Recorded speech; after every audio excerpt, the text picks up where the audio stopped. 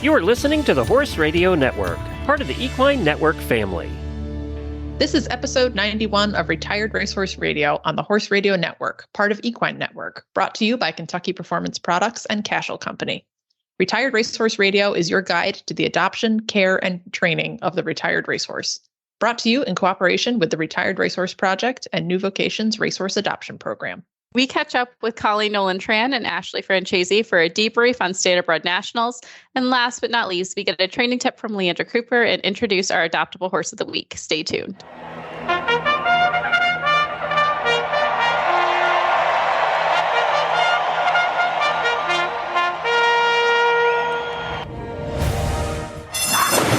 And they're off on Retired Racehorse Radio, the podcast that is your guide to the adoption, care, and training of the retired racehorse.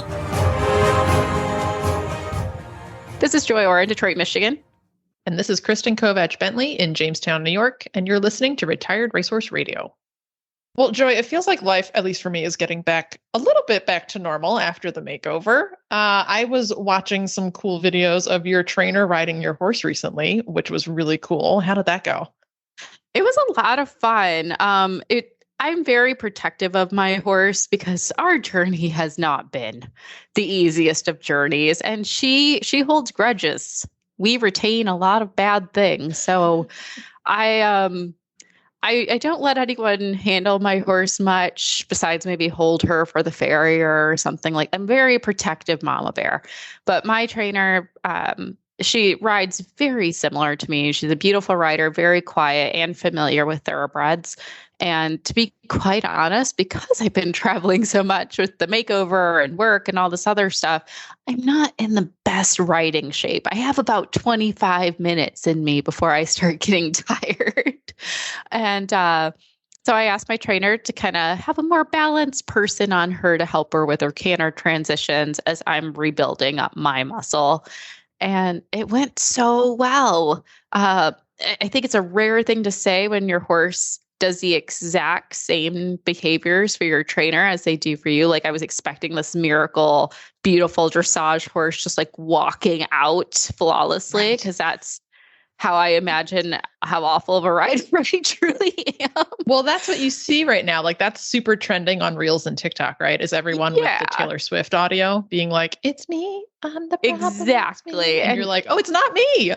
I actually am not the problem. And you'll hear this later in the show. We talk about some tight hips, but Astrid has a tight butt, and that is the problem. Her butt is truly the problem. So maybe like an Anaconda Don't situation is more of the theme song that we need to have. But I will say my trainer was able to like canter her on a completely loose rein. I was like, nope. I'm going to nope right out of that real fast. Well, I mean, that's why she's the professional, right? So that's fine. Yeah. So there's still things she did significantly better than me, but it was nice to be able to sit back and see my horse from the ground and see the issues she has, and also like where a lot of her strengths are. Like, she's extraordinarily willing. I could see like the clockworks going in her head, trying to figure out the puzzles and the questions being asked. And I know there's some stereotypes against chestnut mares, haters gonna hate, but she just truly took everything in stride, even when she was a little fussy and confused. She does this little, it's not a jig, but it's like a pouty stomp with her front feet. So it almost looks like jigging, but it almost looks how like Arabs come up really animated. That's her temper tantrum. Like, it's this very like 5-year-old child stomping around the house temper tantrum. And that's about the worst she's going to give you. She's not a bucker. She's not a rearer. She's not like a fire breathing dragon. She just kind of does her little 5-year-old princess temper tantrum. And then she's like, fine, I'll do it if I have to. It's all good, smooth sailing from there. So it was really nice to see. And I think we're going to continue having my trainer Heather hop on her a few times a week. And then eventually I'll just take the lead again. So it's going smoothly as of now. Well, good. That sounds like a good relationship to have, though. It's always good to have a trainer that you can trust to get on, you know. Yes. And a trainer who's very open. Like, I told her, like, do not kiss. You will regret using a kiss cue, because she only knows that to gallop. I have tried training it out of her. It does not work.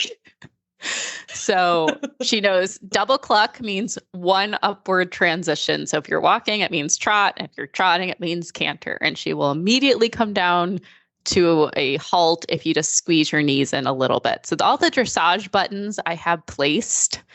But yeah, you don't kiss on my horse unless you want to be a jockey. Then feel free. Noted. Noted if I'm ever honored enough to get to ride her. I would trust you on my horse, Kristen. Someday. I would trust you. But I know while things were very like bright and bubbly on my end, I know things weren't quite the same for you recently, and you lost a fur baby. Yeah, and it was a planned thing. And before I get into it, I'm just going to let listeners know, if anyone does not want to hear about, euthanasia and end of life planning, just mash that 30-second button a couple of times and jump forward a couple of minutes, and we'll get back to our regularly scheduled racehorse chat. But I do think it's important to have a plan for that for your horses. And especially in a herd setting, the way that I keep my horses, it can be really kind of dicey sometimes to have a member of the herd leave. And what I've found over the past few years, because all of our horses live out together in one big pasture all season round. So that makes it a little bit of a challenge to keep horses up here in New York where it snows a lot, but we found a system that works. But they are pretty closely bonded. And this horse in particular, he was an aged quarter horse, and he was pasture sound, and this summer was increasingly getting pasture unsound. So we made the decision to let him go at the end of the fall. And what we did was, this is like Jobber's best soulmate friend. Aww. So for a while, he and Jobber were the only horses we had. So he got very, very tight with old Skip.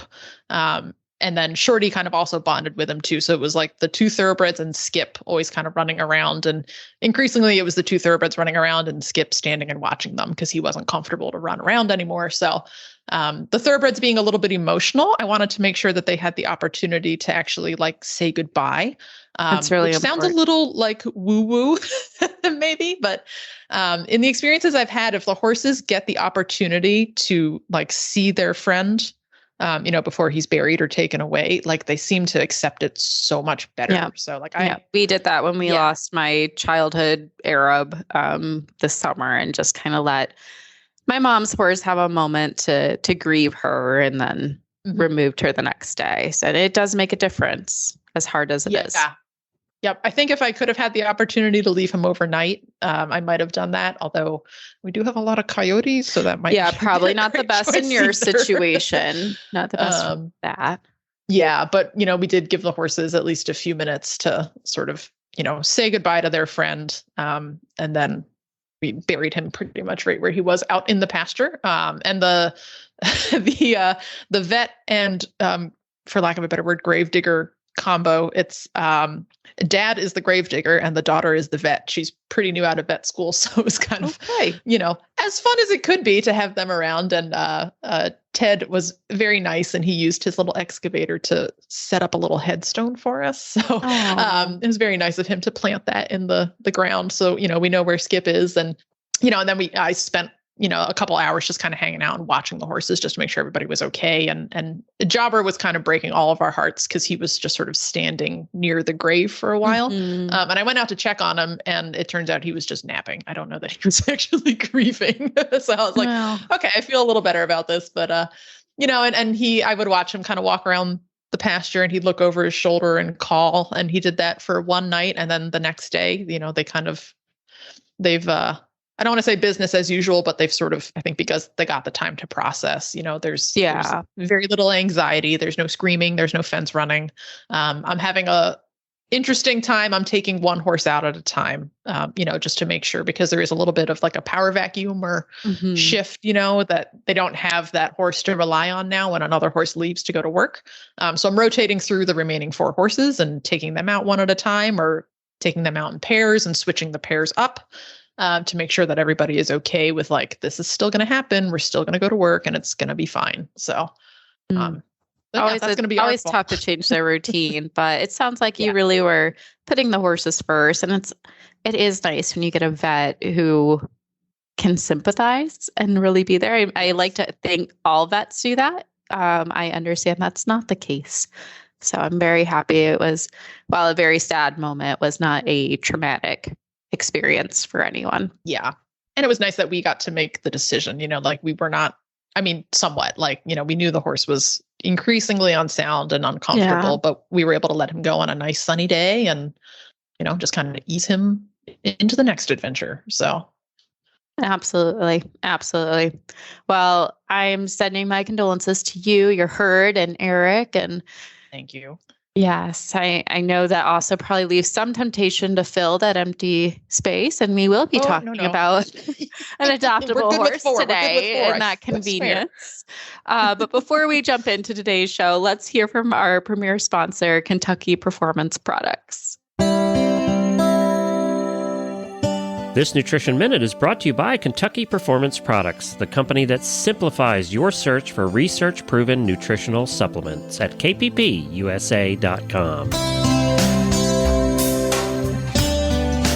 If you've ever had a horse with diarrhea, you know what a frustrating problem it can be. Finding an ingredient that works to dry up the diarrhea becomes a high priority. It turns out that researchers have found one, a yeast called Saccharomyces boulardii. It has been proven to improve and halt episodes of diarrhea. It supplies specific nutrients to the lining of the small and large intestines, and these nutrients promote healing of irritated tissues. It also supports improved starch and sugar digestion in the small intestine, reducing the opportunity for imbalances to occur in the hindgut. Nalox Advanced, made by Kentucky Performance Products, contains Saccharomyces boulardii, along with a blend of fermentation solubles and stomach buffers. Nalox Advanced is recommended for horses of any age that are suffering from diarrhea. It also supports a healthy digestive tract in horses at risk for gastric or colonic ulcers, such as performance horses or any horse that is constantly on the go and exposed to stressful situations. For best results, Nalox Advanced should be fed on a daily basis. This Nutritional Minute has been brought to you by Kentucky Performance Products. You can find all of their terrific products at kppusa.com.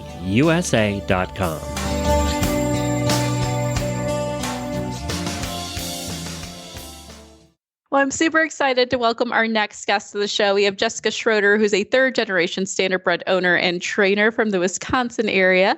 She works with the United States Trotting Association for their communications department, and we're going to be talking about the Standardbred Incentive Program, which I didn't even know there was one, so that's super exciting. Welcome to the show, Jessica. Thank you for having me.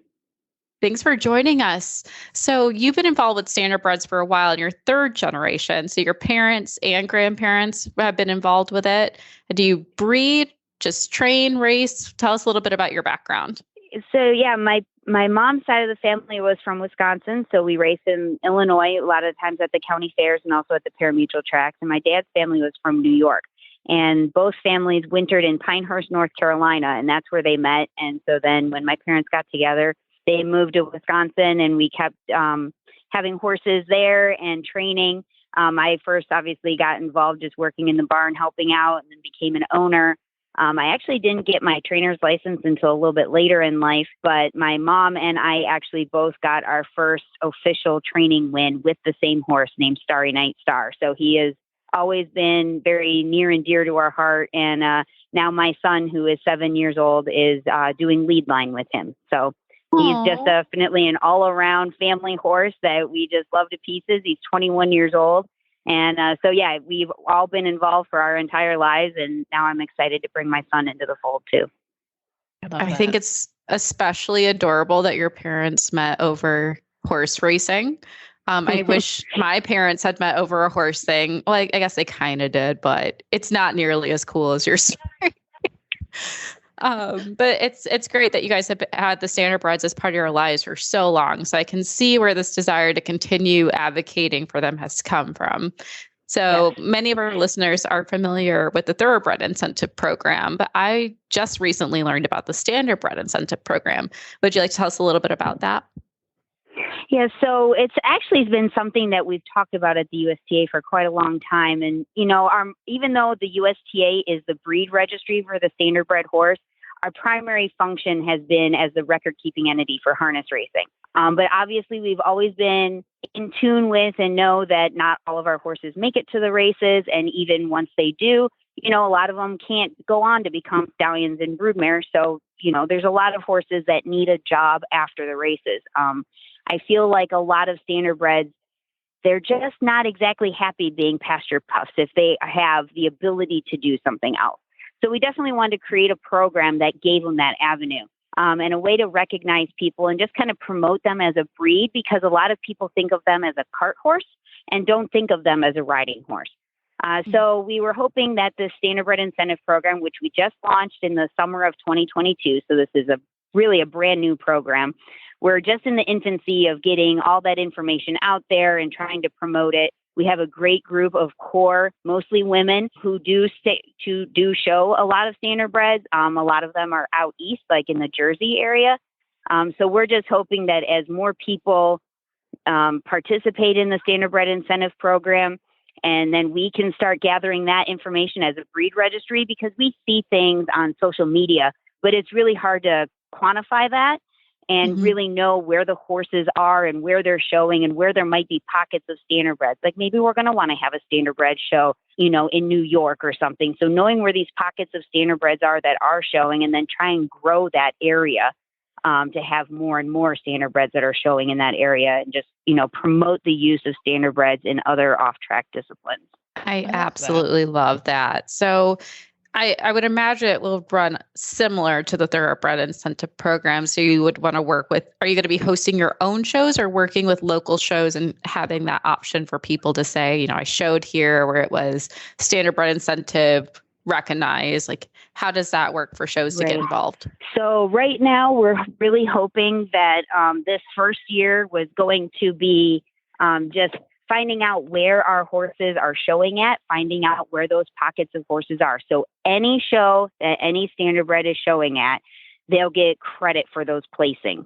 And then our goal was hopefully for year 2, we would find out where those pockets of standardbreds are and have Standardbred Incentive Program divisions at certain shows where, maybe there's already 5 to 8 horses showing in that area. So that then we can kind of capitalize on that and then even grow those divisions even more. I think everybody's goal eventually is to have standardbred specific shows and things like that.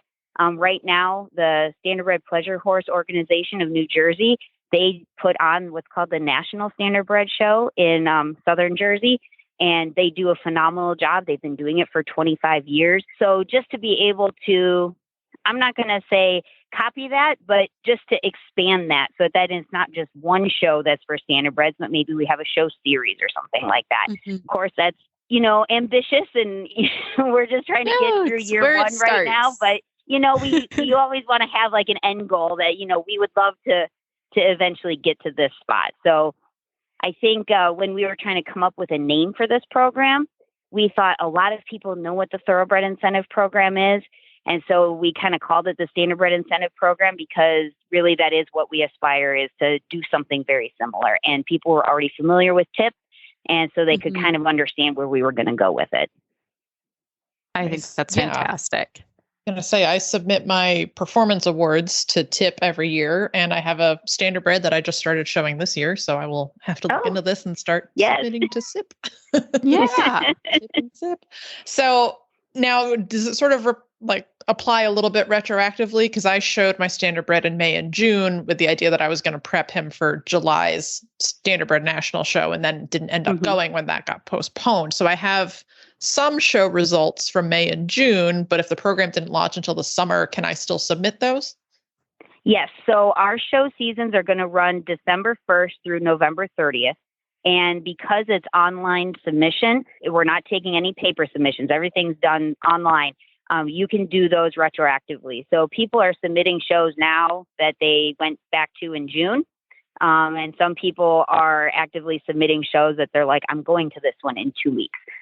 So as long as it happened between December 1st of 2021 and November 30th of 2022, you can get credit for that. We are probably going to, just because some people are, I'm going to say, late to the party, so they might not have known about it. So we are probably going to give an open window of probably until about December 15th, where you can retroactively put in show results and trail miles. should have said that earlier. We also are going to be doing milestone patches and stuff for logging trail miles with your horse.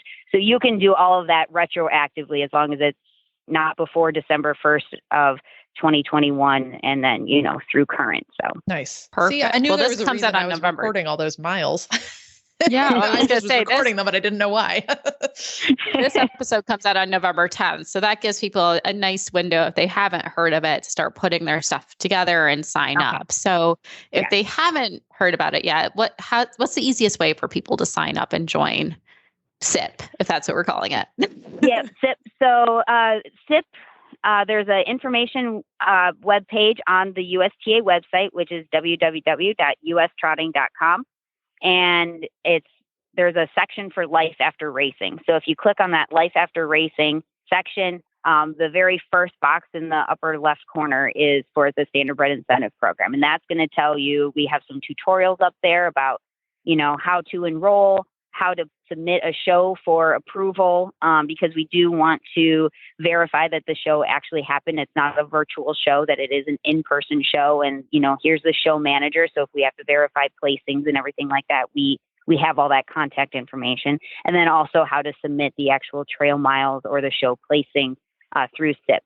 Basically, the only requirement is USTA membership, which USTA membership, if you are under the age of 18, is free.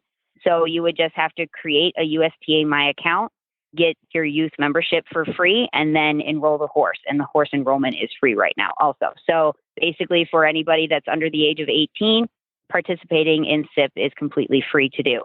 It's just time to log your placings or your trail miles. Anybody that is over the age of 18, a new USTA membership is $90 for a year. But we're going to be mailing out some participant welcome boxes with some Standardbred swag and USTA swag in it. So while I'm not necessarily sure that it's going to be a $90 goodie box, it is going to, kind of pay for a lot of what your USTA membership is. And then top placing horses will receive a year-end award. So we're hoping to really put some good stuff out there. A lot of this stuff is just going to say, Standardbreds rock, or I love my Standardbred, stuff like that. So then everybody, once they get those goodie boxes or their year-end award for the different divisions, which are all listed on that SIP webpage of the USTA website, that'll just help get the word out even more about Standardbreds and what they're doing.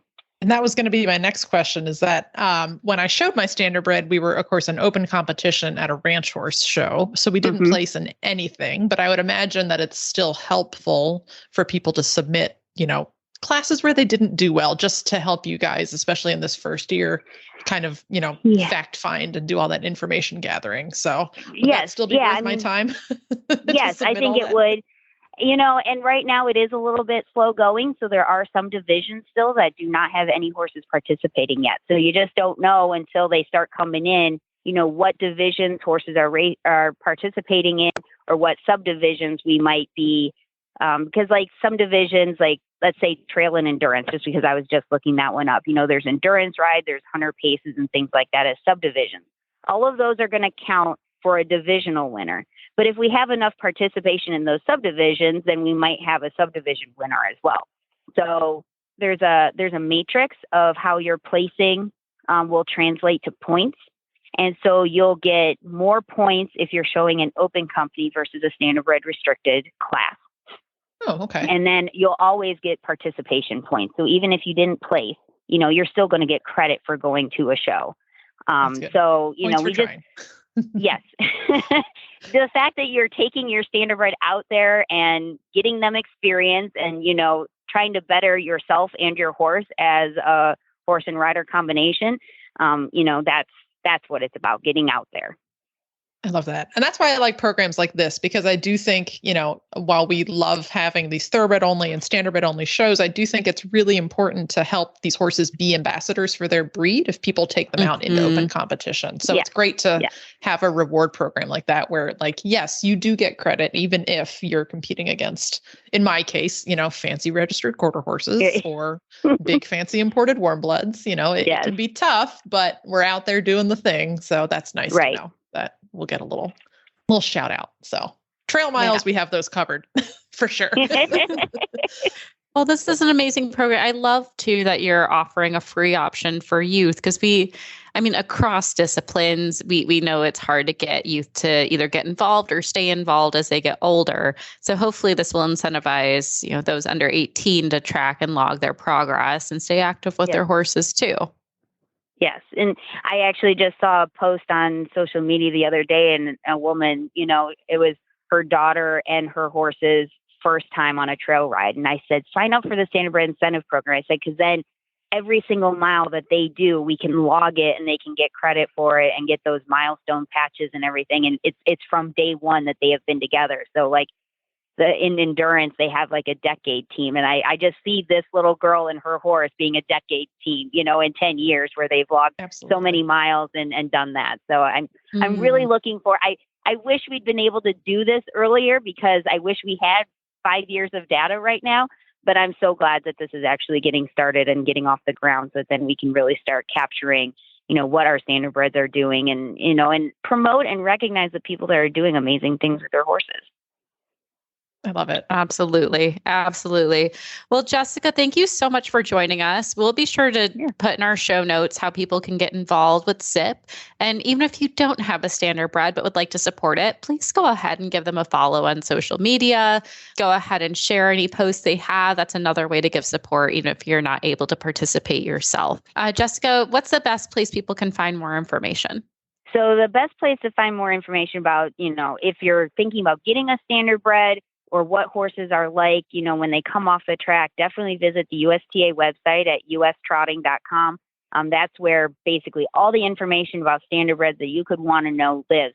We also, call us at the office at 877-800-8782 and talk to anybody in our member services department. They are a great group of women that can basically answer any questions, or if you ask a question that they don't know, we're really good at finding where to get that information. And then other resources, even, places like New Vocations Racehorse Adoption Program, they've been working with standardbreds and thoroughbreds for so long, and they know the ins and outs of how to retrain a horse and things like that.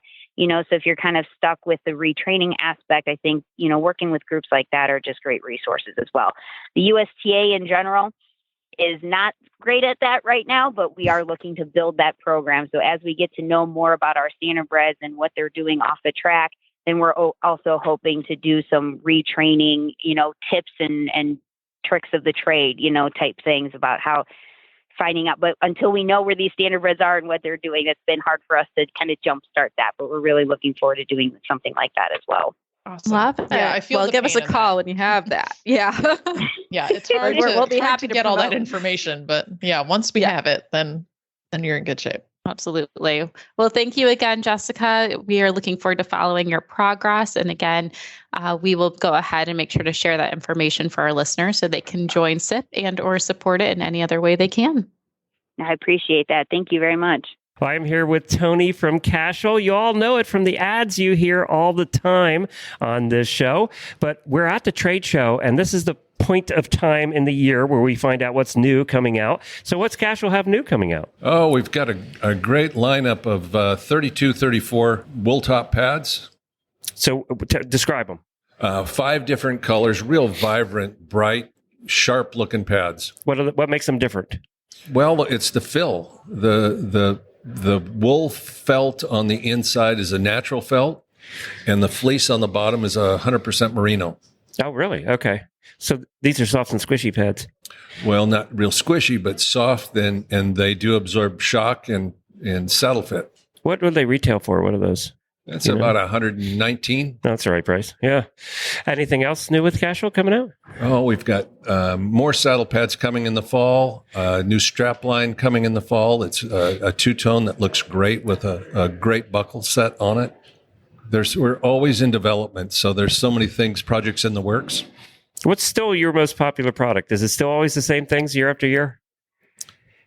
Fly. You bet. Yeah, fly that's what we all do. It. That's how I knew you in the first place was fly masks. Yep. Yeah. Many years ago, we were primarily fly masks and kind of had some tush cushions and a few odds and ends.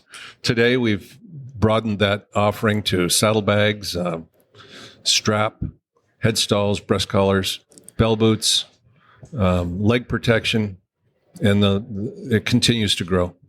Is there a place where somebody can go and see all the products? CashleCompany.com will give you a good offering. There you go. Well, thank you, Tony. It's been fun seeing you again. Hey, thank you. Good to see you. Well, we have with us today who's becoming recurring guests of the podcast. We have Colleen, Nolan-Tran, and Ashley Francese, who are multi-breed riders. They just came right off the Thoroughbred makeover. Colleen as a competitor and Ashley as our very hardworking dressage steward, and turned right around and went right off to Standardbred Nationals in New Jersey. So we were super excited to have them come on and talk about their experience. Hopefully you guys also got to experience their social media takeover, which was like chef's kiss mix of hilarious and informative. So we're really excited to have Colleen and Ashley on with us today. Hello. Hello. So let's start with Ashley. Standardbred Nationals has always been like a highlight on your calendar. How was it going right off the makeover right into Standardbred Nationals this year? I was a little worried that I'd be really stressed out, and I was a little stressed out, but it's such a fun show that it kind of like brought me back into it, especially once dressage day was over and I could like relax a little bit. It wound up being really, really fun this year. Nice. The photos all looked great. I think I saw you with a whole lot of green face paint on. Oh yeah. So my highlight was definitely, this was the first year they've ever had a costume class because of the fact that it was in near Halloween. And my friends and I dressed up as characters from The Wizard of Oz. So I was, of course, the Wicked Witch of the West, and my horses were the Cowardly Lion and the Scarecrow. So it was pretty fun. Nice. So Colleen, now you prepped a horse for the makeover, which is no small feat. And then, of course, because Standardbred Nationals got moved from July to October, you had that unique joy of taking a horse that you hadn't ridden in probably a week and turning that around and going right into Standardbred Nationals. So how did that work out for you with your training plan? Honestly, probably not as well as if I had ridden the horse the week leading up to the Nationals, but also surprisingly well, considering I hadn't ridden the horse the week leading up to the Nationals. I think it helps that I wouldn't necessarily want to do that with my Thoroughbred makeover horse because they're green and they're fresh off the track and they probably do need a little bit more of the training ride. But Cricket knows his job at this point. I'm pretty sure you could just kind of slap him on the butt and toss him into a dressage ring and he'd probably put something together. What a guy. Oh, I'll just do it. It's fine. And that's kind of like how standardbreds are, right? I don't want to generalize the whole breed because of course there's, individuals, but generally they're just like good characters who are like, okay, I guess this is what we're doing now. And they just kind of tend to roll with it. I didn't ride James at all when I was with the Retired Racehorse Project and Tip Champs and stuff either. And I don't have anybody else riding him. So he just sat while I was gone. And then my friend Ashley was riding my husband's horse, Mr. Bling A, and he also had sat while I was gone in Kentucky. And then she came and rode him on the Tuesday before Standardbred Nationals. And it was the first time they ever did more than walk. And it was his first horse show. And they won a lot of ribbons. So it's one of those things where standardbreds are just I'm a good boy, I'll be fine. And you're like, okay, you probably will be. And it winds up being okay. I have a horse, Tomcat, who I ride every 6 months, just when the wind strikes me just right. I'm like, yeah, time to take you for a spin again. And I'll get on him bareback, in a halter, in just a neck rope. And every single time, and he's actually my funkier standardbred, but still he's just whatever, she's doing that thing again, time to do the thing. I love that. So is that kind of the general vibe at Standardbred Nationals? Is it just, just a bunch of easygoing horses and people are just having a good time? Colleen, I'll let you go first. I will say that Friday morning, dressage day morning, it was a little crisp in the morning. And there were some people who were having trouble with a slightly fresh standardbred. I actually had the opposite problem. Mine is lazy under any and all circumstances. I still couldn't get him to go for his dressage test, but there were some happy yee-hawing. But to be perfectly honest, considering the cold and the atmosphere, they were all very, very well behaved. Nice. Ashley, what was your experience? Yeah, it was, I think there was maybe a little bit more tension this year compared to last year. Last year was, I believe, Colleen and I's first time there. And then this year was our second. And I feel like last year I was really stressed out and I'd really prepared insanely well. And then this year I was kind of because I was at the makeover, I was a little bit more laissez-faire than I usually am. And then I got there and there were a lot of people who had obviously prepared really well. And I was like, oh no. But in general, it's just a really fun, vibe of a horse show. And it is a national show, but it's a really fun show too. Yeah, I was going to ask, since you both came from the Thoroughbred makeover, jumping immediately into the Standardbred Nationals, what would you say is similar and different between the two events as far as, vibes, competitiveness? Are they very similar, very different? I'll start with you, Ashley. The thing that I think is really similar about both shows is that there is, first and foremost, a love of the breed that we're working with at both shows. Both shows are really devoted to making X racehorses palatable to the general public. And in both cases, people are really passionate about the horses that they work with. And I think that as a result, there's usually less of a competitive vibe than you have at a general horse show, just because everybody there has worked really hard on a horse that's maybe a little different than something you might usually ride. And so even though there might be a little bit of competitiveness because it is a competition, there's also that general feeling of I really love this breed. And that person also really loves this breed. And that's really cool. I love that. What about you, Colleen? Ooh, she stole the words right out of my mouth. And then the other probably similar vibe is anyone at the makeover, if you look around and are I need insert whatever, a lead, a bridle, whatever it is, 8 people will pop out and be I got it for you. And I feel Standardbred Nationals is a similar vibe where everyone's willing to jump in and give you a hand if you need one. The number of people who offered to hold Cricket for me because I was working out of my trailer for the week, or give me a hand. And honestly, with Cricket, I never need one, but the number of people who offer to jump in and help at both shows is really great. Ooh, biggest difference. The biggest difference at the Standardbred National Show, again, not to overgeneralize the breed, but you do see a lot more people like me hopping on your horse, going for a bareback hack in the middle of the competition. First of all, because the Standardbred National Show is, I lied. People will go for hacks at the Kentucky show too. Strike that from the record. I'm wrong. Everyone will hack their horse. So not too different overall, which is really nice. Yeah, they're, identical now that my only difference was flawed. I love that. I love that. One thing I liked about the Standardbred National Show, because I originally did intend to join you guys and compete in July. And then when it got rescheduled for October, I was nope, I'm going to be in makeover hangover mode. And I probably still am several weeks later. And it just wasn't going to work. Up here, my horse has got a shaggy winter coat already. He's also the shape of a potato. So that would kind of be a lot to ask for him. But one thing I did like when I was looking at the prize list is that for most classes, there's a 2-gait and a 3-gait option, and they call it 2-gait or 3-gait. They don't call it walk, trot, walk, jog, or walk, jog, lope, walk, trot, canter. So do you see a lot of horses that really only come to do the 2 gates because that's just as far as they are in their training, or do a lot of horses go on to the 3-gate classes? Start with Colleen. I would say the 3-gate classes tend to be anywhere between half or a third the size of the 2-gate. So it also, they split it up by green horse, rookie horse, depending on the number of ribbons the horse has. And so, for example, actually Cricket was in the advanced class with my lefty who was riding Cricket in the 2-gate and 2-gate advanced, which is where you do walk, trot, and extend the trot. And then I only had her do walk, trot, just because I felt like that was all she was comfortable doing at a show.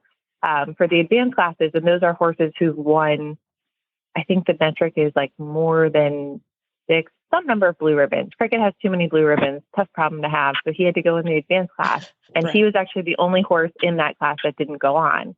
But then in a lot of the green horses or rookie horses who are closer to the track, you see the numbers shrink pretty considerably, either to half or a third, because the classes get really big, and there are people who bring horses at all training levels because, first of all, Standardbreds have the mind for it, and then the show has kind of the atmosphere for it. What's your take, Ashley? Similar. I think there's a lot more people in the 2-gate classes versus the 3-gate classes, just because with Standardbreds, it's a little tricky to get that canter down. And so, like, even if you have an okay canter at home, you might not be a person that's willing to put it out there to canter in public. If your canter is still a little forebeaty, which occasionally happens, or if your horse still paces a little bit into the canter, but otherwise might trot pretty cleanly, there are people who will just go in and be like, heck, it's where I am in my training. And the other Standardbred people will be understanding about that. But then there's also the perfectionists who are like very type A and are like, I'm not going to canter in public if it's not perfect. I can see both, I can understand both mindsets for sure. So you would both call it, for listeners maybe who are thinking of adopting a Standardbred, or listeners or co-hosts like Joy, who maybe just got a Standardbred. Would you guys say that this is a pretty new owner friendly show, or even like new to showing friendly show? Ashley, I'll start with you. Yes, there are classes for everybody at the Standardbred Nationals, like no matter your comfort level. For somebody who's brand new to Standardbreds, it's a really, really like comfortable vibe.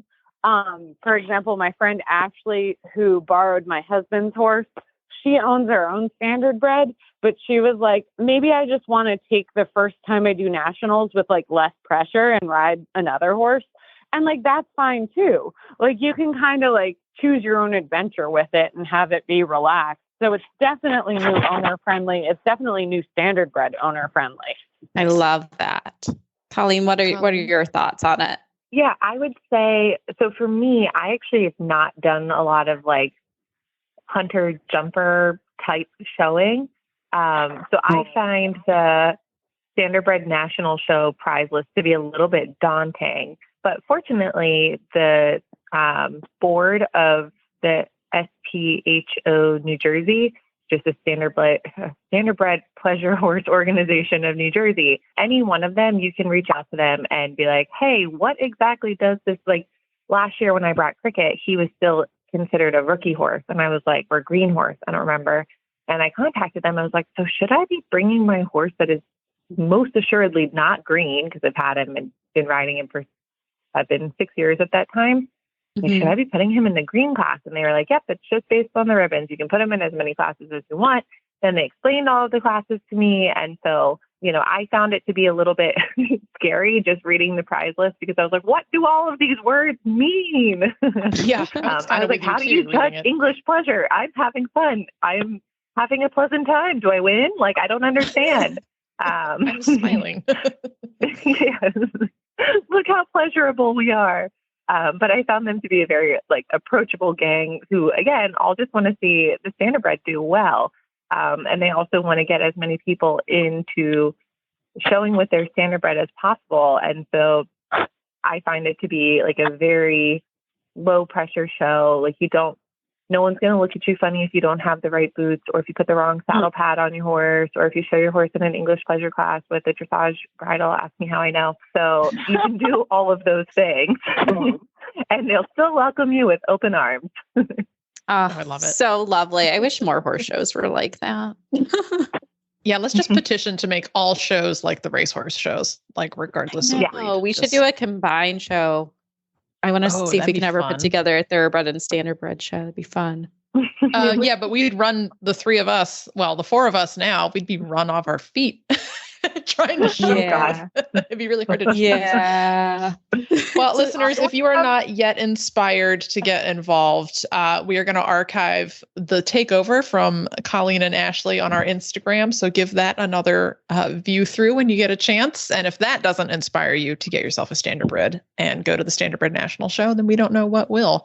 So Colleen and Ashley, thank you ladies so much for joining us once again. Always a pleasure to have you on. Thanks for having us. Yeah, thank you very much for bringing us back after that takeover. It was maybe a little dicey there for a while.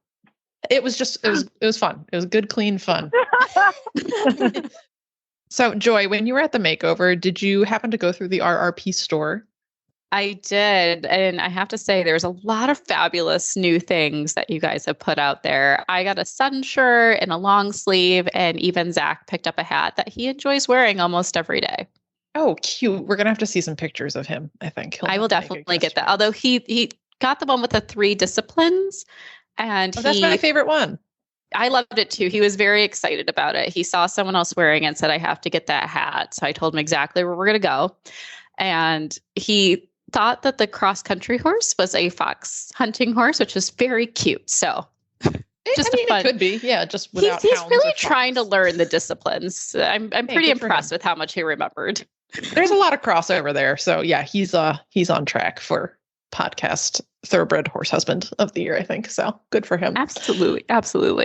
But tell us what's new, because I can go on and on about how many cute things there are, but I'm going to let you take the lead on this one. Oh my gosh. Well, I mean, we have a ton of new gear for the winter. We have partnered with a few of our favorite brands in general. So there's gear from Horsewear Ireland, there's gear from Ariat. So it's all good quality. Ones. Yes. Oh my gosh. Yeah. And I love too that they do both English and Western apparel. So, we've got stuff for people like me who ride Western and stuff for people like you who ride English. So there's a little bit of stuff for everyone. Everything is, co-branded with the RRP's logo. And it's that little horse head with the crown on it. That's essentially become kind of a symbol of the off-track thoroughbred. So when you're wearing that, you're proclaiming to the world proudly that you are an off-track thoroughbred person. The nice thing is all of those purchases directly support the Retired Racehorse Project too. So not only can you get some really cool gear, but you're also helping benefit the mission. So fortunately, we are home now from the makeover and the store is back online and shipping again. So if you want to do a little bit of early holiday shopping, just head over to therrp.org/shop. And we do have a special code for listeners. If you use code RRRadio10, all one word, at checkout, you will save 10% on your order through Black Friday. So go ahead and get on that now, listeners. That's an exclusive just for you guys. Perfect for the holidays. I'm going to get Zach some more things, I think. He's becoming quite the thoroughbred fan. So maybe that means we'll get to get another one. Yes, there you go. Yeah, adopt one from New Vocations and then get some RRP gear on. And we do have expanded stuff for men as well. So we are getting more into the menswear. He very much appreciated that, by the way. Just saying. So something for everyone at the store. Check it out and then let us know. Snap photos and tag the Retired Racehorse Project. I know they're going to love that. No, we would love that. Well, it's our favorite time of the episode. We have Leandra Cooper from New Vocations joining us again to bring us another fab trading tip in our adoptable horse of the week. Welcome back, Leandra. Well, thanks for having me. I would just like to point out that this is our 91st episode. You have been a part of Retired Racehorse Radio for 91 episodes so far. We're getting close to 100. I feel like we'll have to do a celebratory thing when we get there, but Can you personally believe we've made it this far? Absolutely. It's fantastic. I'm grateful that I've gotten to be part of it. I love your positivity. I was shocked. But we'll bring you another trading tip for our great listeners here. So selfishly, I'll be honest, I'm dealing with this issue, but I'm sure other listeners are too. We've heard about horses with tight shoulders, but what about exercises for horses with tight hips? The ones who kind of get stuck or locked and maybe reluctant to move from underneath themselves. Yeah, that's a pretty comprehensive question because it involves so many different parts of their body. And I always recommend people look at it from a big picture perspective because with the hips, the hip is like the point of hip is like a more distinguished part. It's right around with the flank and you can kind of point to it and see it. But more often we see horses who are having tension through their gluteal muscles and through their SI. So it's a big picture kind of perspective that you'll need to take to really hone in on what exactly is uncomfortable. So with horses coming right off the track, we really commonly see horses have really tight hind ends.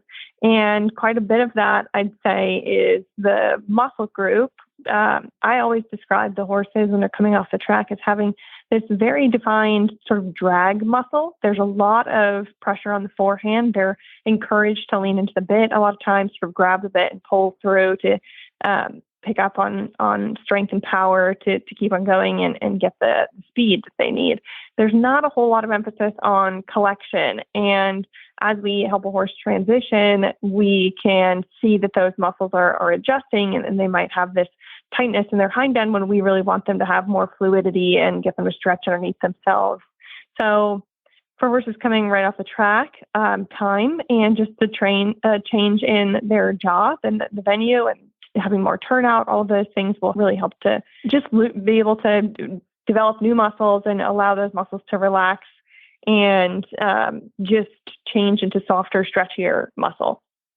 But for what we can do for them in a more controlled way, I would say is that warm-up becomes really important. Allowing a horse, like even if you're going to the ring, kind of like if you have the ability to walk them around, hack them out, get them into a more relaxed mindset, which enables them to sort of loosen and stretch before you start work is really important. So giving them like at least 10 minutes warm-up is something that I really like to do. And then even from the ground, one of the things that I've worked with our chiropractor, who's also a vet, is to work on some stretching that you can do from the ground, which is a little bit hard to describe. But it involves, you can practice every time that you pick up your horse's feet, for example. Like especially with horses who will kind of try to pull away that hind leg when you're picking their feet, that might tell me that it's uncomfortable for them to hold it up. Like that might be like, I imagine having like a Charlie horse, right? Like it might be uncomfortable for them to hold it up like that. So then we think about, okay, well, can I help you stretch this then? Like people will think that they're trying to kick them. And that's almost never the case in my experience. And we work with hundreds of horses a year. Like a lot of times they're just trying to get away from the discomfort, which is a normal horse thing to do. So you can help them to stretch back and stretch forward so that you're encouraging that stretch, but not like yanking the leg. And ideally, I even will let them sort of rest in a position where the toe is flexed back, like the leg is totally relaxed, and even they can drop into their hip. So if they are like having hip discomfort and then you see them drop down into that hip, so that they're relaxing it, that's a great sign. You can also, if you get them to loosen up a bit, do circles in both directions with that back leg, right? Then you know you're working on even more malleability. So say you're picking up your horse's feet and you feel this tension, you can stretch forward, stretch back, try to work on that, and then do little circles and try to make them bigger. And of course, you're going to know when they start to relax a bit, because like we can think about doing that exercise and be like, yeah, right. The horse is just going to try to pull back. And, you know, like we all know those situations where the horse is really tense. So when you start to work on that little by little, then you're really helping them from the ground up. And everything that you try to do under saddle is going to become a lot easier. It's really hard to force that under saddle because so much of it is just developing the new muscle groups. So if they have a really weak top line, you need to develop that so that they can get back and they can actually work on those muscles for collecting. And then the more you work on that, the more they're going to be able to actually shift back and like be able to have a more balanced system, because that's ultimately what it's all about is, you know, if they're tight, they're just kind of, generally they are compensating for something else. So then they're carrying this sort of disproportionate tension there. And then they can seesaw back and forth like that if you don't ever really get to the whole comprehensive picture. So a big part of it is just making sure that you're identifying what exactly is bothering them. Well, you know, if it is their SI, if they do need to just get adjusted, if you need to address something else. There are lots of shortcuts, of course, so you can encourage a horse. There are multiple different things like Robaxin, Dantrolene, Estrone. There are lots of shortcuts to getting them to relax, like actual muscle relaxants and getting them to open those hips up. So if you're having a lot of issues and it's hard for your horse to work through a pain element, I definitely recommend bringing in your vet and making sure you're on the right track before you just start using something to put a Band-Aid on it or shortcut. But there are lots of things that can help if you're in a more acute phase of pain or discomfort, just to help them get through it. And then just full body picture, making sure that they're relaxed and have that baseline of relaxation. Then if you notice tension somewhere, you're going to really see hopefully be able to identify it and address it in a more targeted fashion. I It's love amazing how all of often those that, tips. those coincide, right? Like the discomfort Mhm. in training, how often we're at those crossroads. So Yeah. thank you for that, Leandra.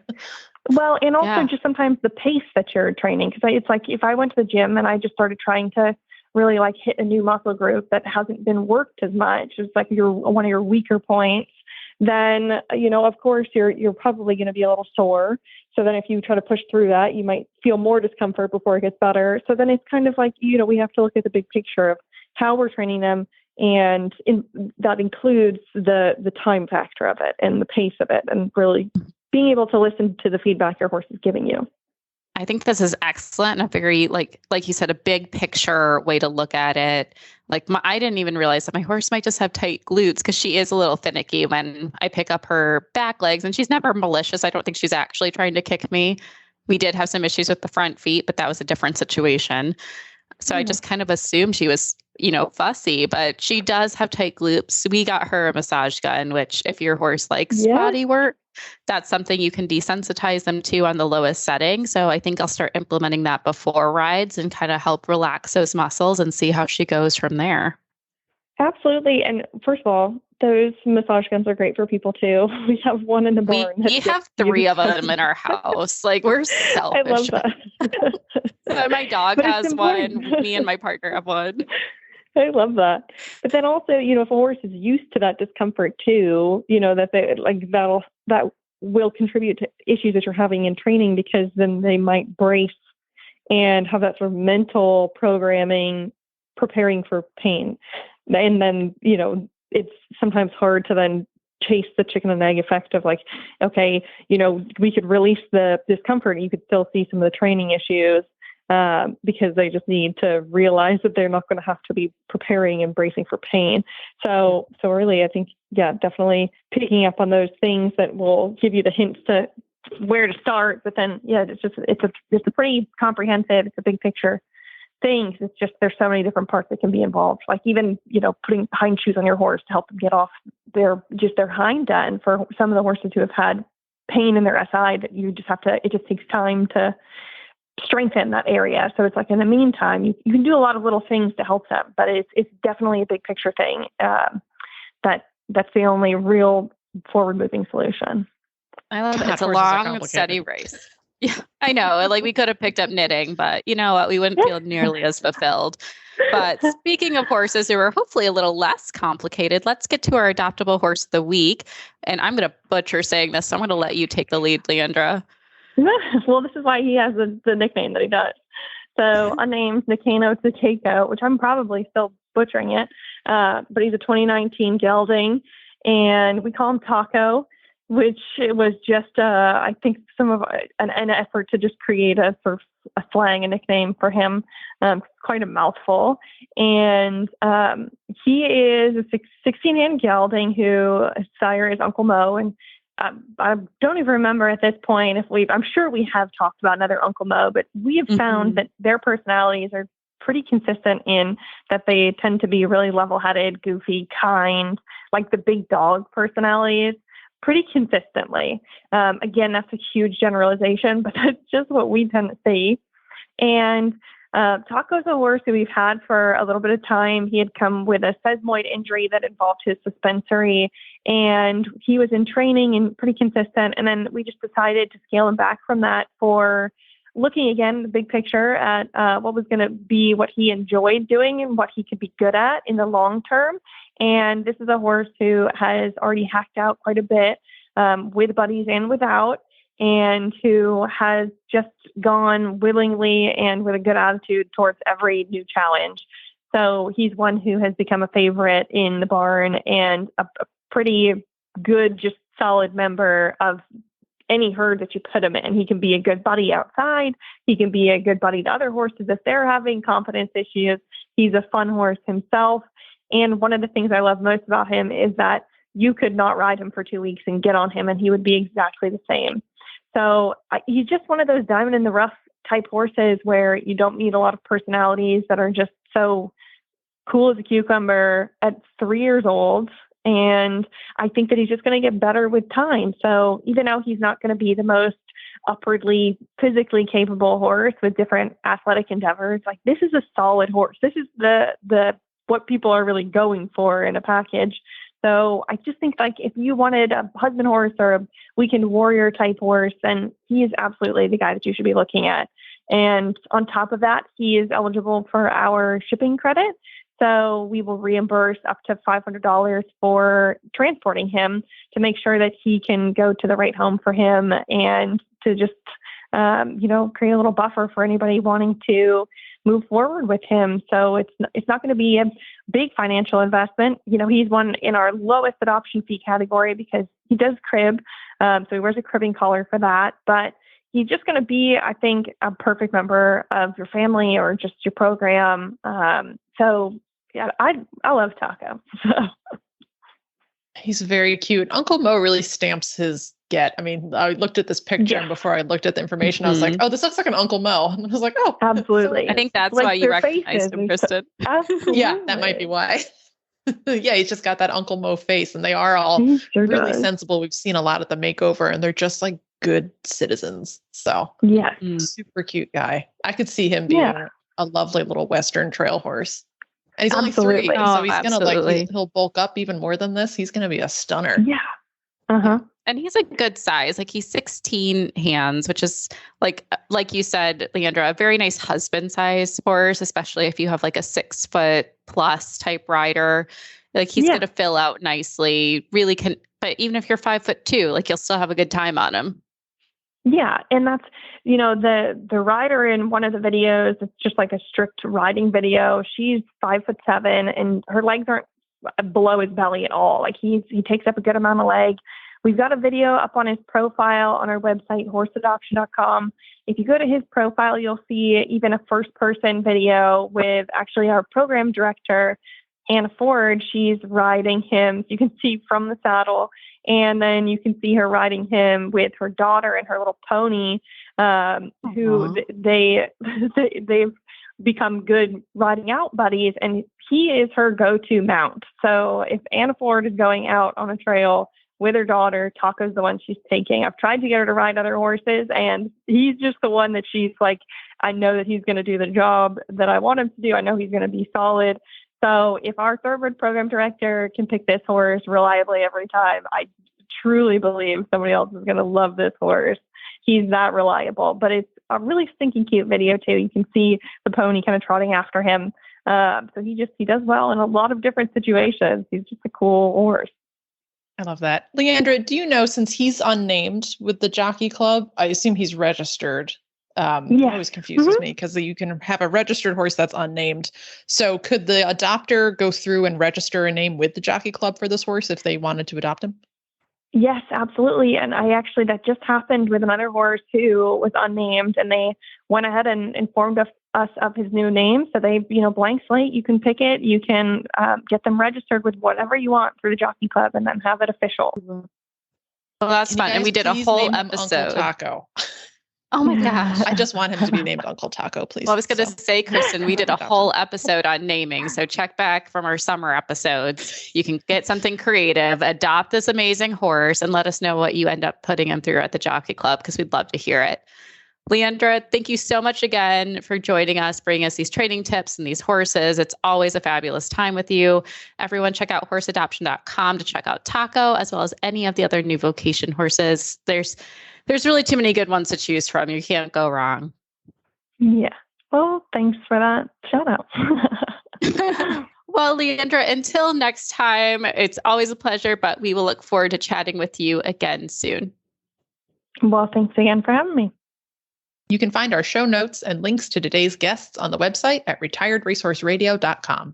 Like us on Facebook and Instagram, just search for Retired Racehorse Radio. Follow us on Twitter at Horse Radio. I can be found on Instagram at The Horseback Writer and on Twitter at Kristen Kovach. My email is kbentley@therrp.org. We've been getting a lot of really cool show suggestions for topics, so keep them coming. I can't wait to see that list. We have some cool stuff coming up. want to preface that and get you all excited. You can find me on Instagram at MisfitMare, and my email is joy@horseradionetwork.com. Thank you so much to our sponsors, Kentucky Performance Products and Cashel Company, and to our partners, New Vocations Adoption Program and the Retired Racehorse Project. Don't forget to check out all the other shows on Horse Radio Network, part of Equine Network, at horseradionetwork.com. Remember to set your goals high and love to learn from every ride. And add more leg. Bye, guys.